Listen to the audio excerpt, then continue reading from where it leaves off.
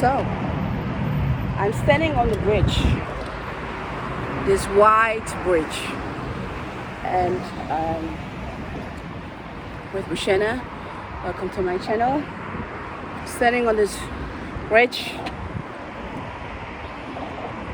in Deventer. I really wanted to show you that building with a clock representing a beautiful Deventer to me, and the city where I went to when I break free from my abusive, rapist family member. There is the Red District, and my adoptive father, he really liked to say to me and my sister daily funds that if we don't do what he said, that he will make us a prostitute. And we were not even adopted yet, or just, so he always said, if you don't behave, I make you hookers like the Red District. And I thought the Red District was already closing, where women make the money to do sex. But surprisingly, I just passed by and I saw it still exists. I was quite shocked, because I thought government in the Netherlands had already closed the Red District in Deventer. I heard a lot of girls were forced to work there, and my adoptive father saying that if my sister and I, if we didn't behave, we were going to get punishment to work as prostitutes there from the window. He will make that happen. You know, that was enough for me to know and understand that I was kidnapped by the mob, and that these were really, really bad people, that I'm not supposed to be there. So the government saying that they have find us amazing, perfect adopted parents, while I went to court and I legally divorced my adopted parents. So they need to explain that to me, while the Dutch government think they did an amazing job by giving me this adopted family from hell, who raped me, abused me, tell me they were going to make me and my sister a prostitute while we were just very small children. I think I was 12 years old or 11 years old when he said that. And when he was with his car, he was driving this bridge. He drive really slow so that we could, then he said, look at the Red District. This is where you're going to work if you don't do what I said you do. So this is reality. So, but anyway, I knew that I was going to stay. I wasn't going to stay there in that family. I knew I was going to do everything that was necessary to get rid of these people away from my life, and I knew I would go very far to do so. And they are not going to scare me in any way.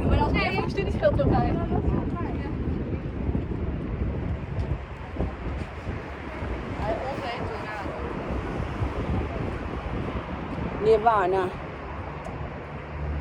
So his behavior of my ex-adoptive father, because I legally separate them from them 23 years ago.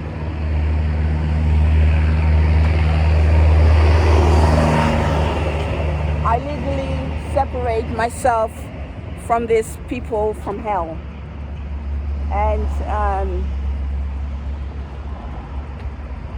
And I went to stay in Deventer, where I also had my hell of the school. My school days in my school days in Deventer were really hell, because we had a teacher, and he was a pedophile. He was our sports teacher. He was a pedophile. And the director of the school He didn't want to fire him because he could touch and do unpopular things with kids, and no one was defending me. One thing that was good to have a mafiosa adoptive father was that he said, beat the crap out of that teacher. Don't care what, how, who. So he could never touch me, that teacher. And I said to him, I also said to that gym teacher, if you touch me, my adoptive parent said to me, I could kill you, I could do whatever I want with you, and he will take care of the rest.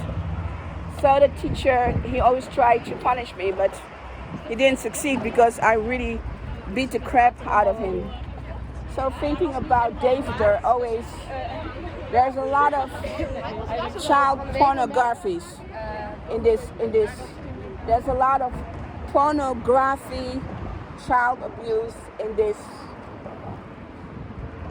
this city, David. It's the city of child pornography, David. And even the mayor, they still don't take care of this problem. Everyone knows it. It's not that people are bad, you have really good people living here, but it's some kind of pedophile brutality is in David. And I found out as a child very fast that government didn't do a lot to take care of this problem, huge problem in this city. Maybe because of the red light distance, I don't know. But anyway, that was the only positive memory that I have with my adoptive father, that he said, beat the crap out of that gym teacher, the pedophile teacher. And I did. In the end, I believe I was such a tough girl. I write a letter to the inspection, and the teacher was kicked out, and the school director was kicked out. And then I was the problem child because it was my fault that all these pedophiles were being kicked out. Of the school, So in 2003, when I wanted to go back to Deventer, it wasn't that I wanted to live in Deventer. I just wanted to live somewhere outside Deventer to find a house because I knew there was a pedophile area. But I have to tell you one thing: discrimination, I didn't find it here. People are very respectful to multicultural people here, and hard-working people, and very proud of the city. And the people that really want to make a change in this village, they really have a hard time because there's a lot of child pornography. There's a lot of child pornography, child abuse in this place. But I know there are really good people in this society that will work hard to make a change. And for me, I see Deventer as a place where I find my mental power. Having this teacher on school trying to rape me and touching my friends very inappropriate, and my adoptive father telling me that I can go and kill him, whatever, they will find a way to deal with his body. It was so open-minded for me to understand in what and who I was abducted to. That was really the moment for me that I was thinking, that family is totally crazy, and I couldn't appreciate that. I couldn't appreciate it. It was an absolutely horrific scenarios. But anyway, and my adoptive father, he wasn't joking, yeah?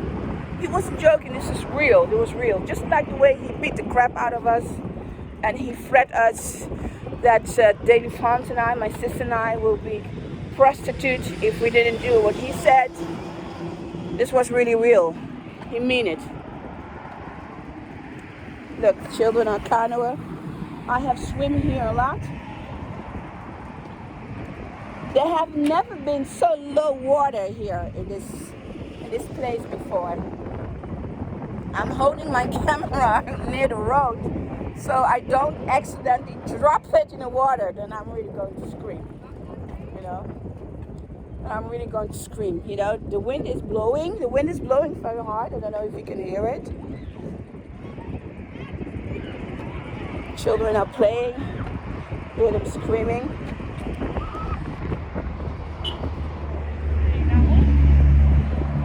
Going to hold on my camera. But this reality was really, really, really something for me. I'm not going to stand very near the water because I do not want to drop my phone in the water, really. The wind is blowing. I have I'm holding the bike. So let me do this. Woo. People don't care if I hold a phone, you know. They don't mind touching your hand, so it's easy to drop my phone right now. Okay, you see the children playing in the water with a canoe. I really loved to do that when I was young.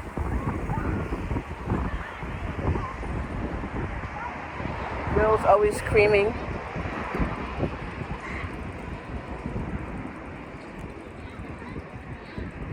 I had a great time swimming in this water when I was young. So it's really nice to see the children here.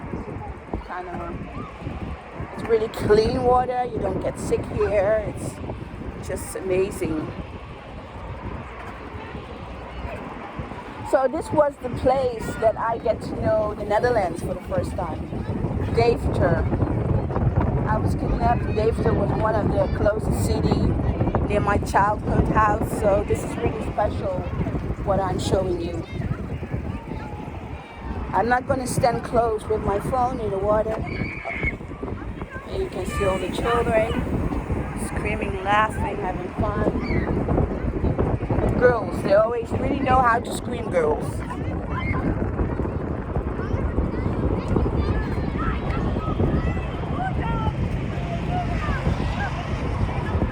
Amazing. So nice to see the children having fun. Really remind me of my own childhood. You know, my childhood was brutal, was hell. Really nothing to be proud with, but the Netherlands is a beautiful country in landscape and our waters, so I'm proud about that. But was I happy? No, I was happy. So I was very happy to say goodbye after 6 years of abuse. Say goodbye to all this.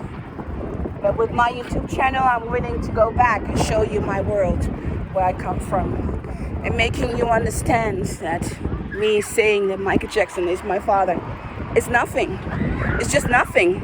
It's just a small part of my life. You know, I had such a hard life because he's my father. He didn't protect me.